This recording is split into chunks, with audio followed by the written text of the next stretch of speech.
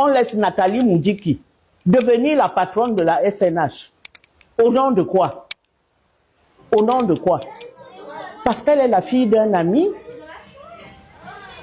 C'est quand même, c'est très dangereux comme fonctionnement. Mais le président le fait. En français, on appelle ça un système féodal. Et un système féodal donne lieu à des révolutions très violentes. Le président a construit un système féodal où seuls les grands ont droit de citer. Ce qui s'est passé, c'est scandaleux. C'est scandaleux. Ça ne se serait jamais passé sous l'ancien régime. Il faut noter que beaucoup d'enfants de ministres ont soutenu des thèses de doctorat sans qu'on ne mobilise tout un gouvernement. On connaît les cadres de la SNH, beaucoup. Il y en a qui ont travaillé, qui sont allés à la retraite. Ce n'est pas les ressources humaines qui manquent. On prend la femme de quelqu'un parce qu'elle dort à côté du DG et c'est maintenant elle qui gère. Est-ce que c'est parce que sa fille, elle est la fille d'un boulot? Ce qui s'est passé, c'est scandaleux. C'est scandaleux. Ça ne se serait jamais passé sous l'ancien régime.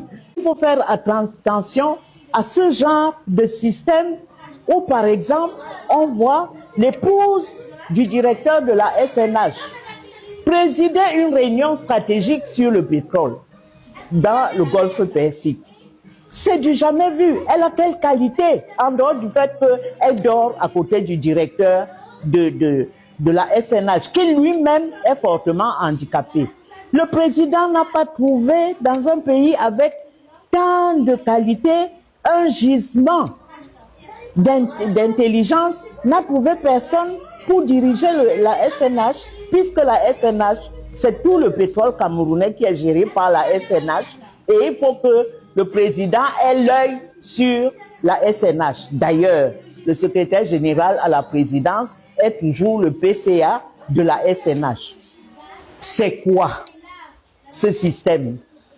Je me souviens, un jour, j'étais à une conférence à laquelle j'ai fait la connaissance de Jerry Rawlings. Et je lui demandais pourquoi il a tué les grands dignitaires du régime. Il a dit qu'il fallait que je les tue pour donner l'exemple. Parce qu'ils se pavanaient dans leur Rolls-Royce à Accra alors que le peuple était dans la misère totale. Donc il faut faire attention à ce genre de choses. Et que le président de la République, qui a été très tôt un grand de la fonction publique, ne sache pas que des choses comme ça sont proscrites par la République. Donc, Indira a fait son buzz, tout le monde a vu, les autres doctorants qui étaient là pour attendre le moment de leur soutenance ont été obligés d'attendre armes aux pieds jusqu'à ce que Indira, son papa, très content et tous les autres soient partis. Oui, ce n'est pas normal. Mais Madame Henriette Ekoué, est-ce qu'il ne s'agit pas là d'une cabale contre Indira? Parce que certains de ses proches affirment que son papa a invité ses amis. Ses amis, malheureusement ou alors heureusement, sont pour la plupart des membres du gouvernement, des hauts membres du gouvernement, déjà à la présidence de la République où il est directeur adjoint du cabinet civil et des grandes stars. Est-ce que ce n'est pas aussi de son droit, lui, d'inviter ses amis? Non, non, non. Quand on fait d'un événement comme ça, qui est en principe un événement privé, la soutenance de sa thèse, combien d'enfants de ministres ici ont soutenu des thèses? Ils sont allés soutenir leur thèse avec leur famille, leur papa et tout. Et ça s'est arrêté là. Il y a toute une chaîne de télévision qui est là pour les reportages directs. C'est quoi? Mais c'était une chaîne privée. Ce n'est plus la République.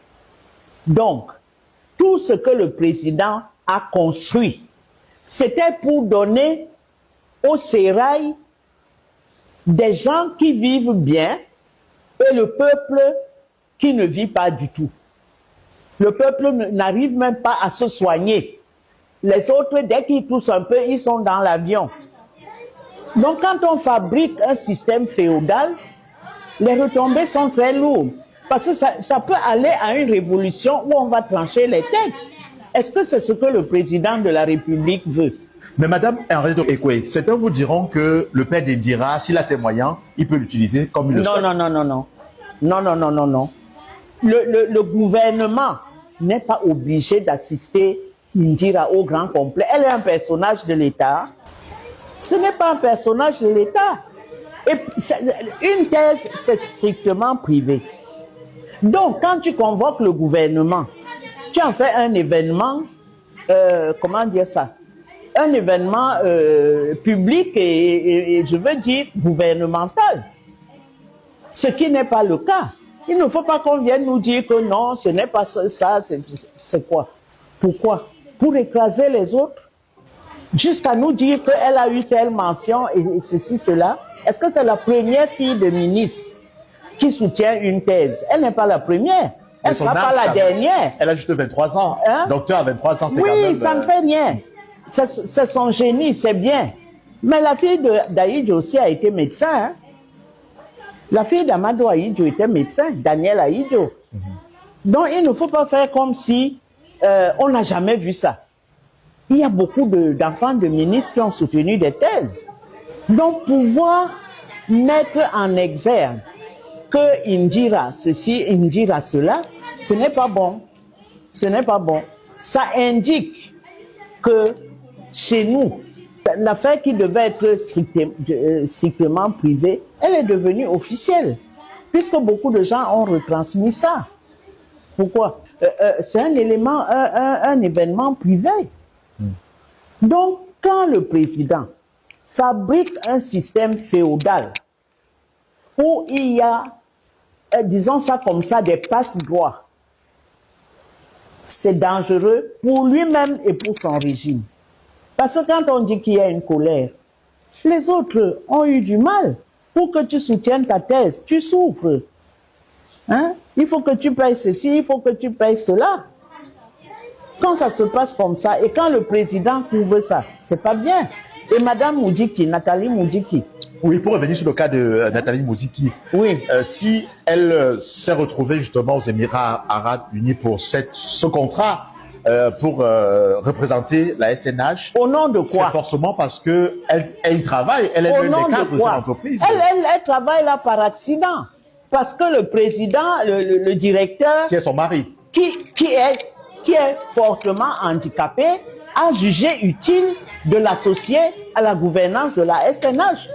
Mais le président ne peut pas nommer quelqu'un, toutes les têtes qu'on a, y compris au RDPC. Il n'a pas trouvé quelqu'un. Mais Madame Henriette Ekwe, que ce soit la femme du gars, ça dit que le président n'a vu personne qui peut représenter ses intérêts. C'est quoi? Donc on vous répondront en disant qu'elle travaille bien. Allez, c'est ça. Si elle n'a pas été remplacée, ça signifie qu'elle travaille bien. Elle est entrée comment? On connaît les cadres de la SNH, beaucoup. Il y en a qui ont travaillé, qui sont allés à la retraite. C'est pas les ressources humaines qui manquent. On prend la femme de quelqu'un parce qu'elle dort à côté du DG et c'est maintenant elle qui gère. Est-ce que c'est parce que sa fille, elle est la fille d'un boulot? Il faut qu'on pose cette question à propos de son papa. C'est quoi ça? Est-ce que c'est normal? Le président ne sait pas qu'il y a des ressources humaines pour remplacer Adolphe Moudiki, pour que sa fille, sa femme, vienne être la patronne. Au nom de quoi? Au nom de quoi? Quel est le directeur général qui a été remplacé par sa femme dans cette république qu'on connaît depuis Aïdjo? On n'a jamais vu ça. Bon, c'est pas officiel, sa femme n'est pas la... Elle n'est pas officielle, mais elle a présidé une réunion stratégique. Elle n'avait pas à être là. Elle n'avait pas à être là. Donc, on dit qu'il ne sait pas qu'il y avait des collaborateurs qui pouvaient le remplacer et le signaler au président de la République parce qu'il était affaibli. Et pourquoi le président accepte ça? On sait que ce sont les intérêts du président parce que c'est la présidence qui gère le pétrole de tout temps. Et donc, le secrétaire général à la présidence est le président du conseil d'administration. C'est parce que le président lui-même ne peut pas aller à ce conseil d'administration. Le président délègue ses pouvoirs pour diriger la SNH. Et il n'a pas trouvé des gens des ressources capables de faire ça. Une fille vient, elle s'assoit là. C'est elle maintenant qui gère. Parce que mon mari a géré, moi aussi je gère. Est-ce que Biya a déjà vu ça dans cette république où il est venu, il est entré dans la haute fonction publique en 1962, c'est-à-dire il y a 63 ans.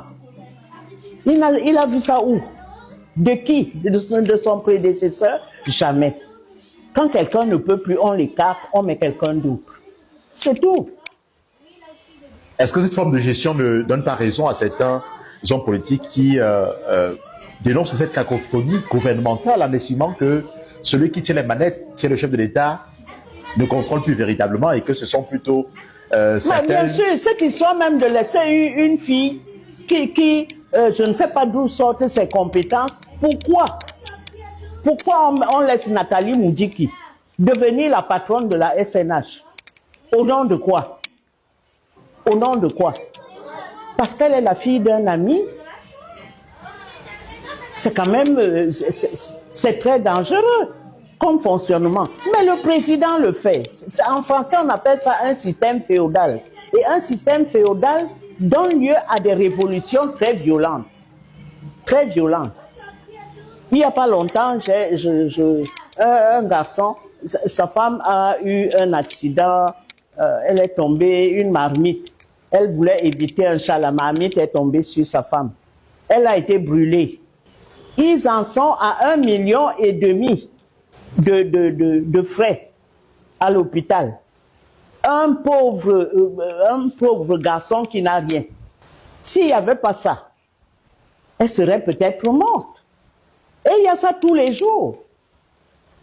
Des gens qui meurent parce qu'il n'y a pas d'argent pour les soigner. Au lieu de construire un système social solide, non.